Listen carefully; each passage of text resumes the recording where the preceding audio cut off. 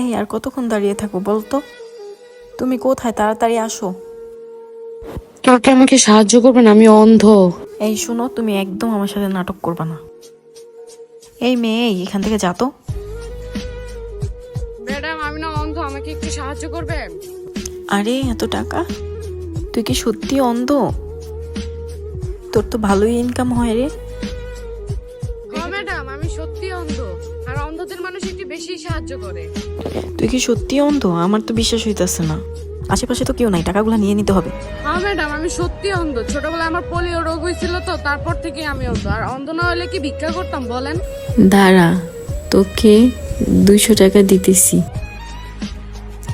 এই লো 200 টাকা। দেখ, তুই তো দেখতে পাস না, আমি তোর 200 টাকা দিলাম। এখন এখান থেকে 100 টাকা নিলাম আমি, ঠিক আছে? এই সুযোগ টাকাগুলো সব নিয়ে নিই। এখন তুই জায়গা যা। আচ্ছা ঠিক আছে আপা।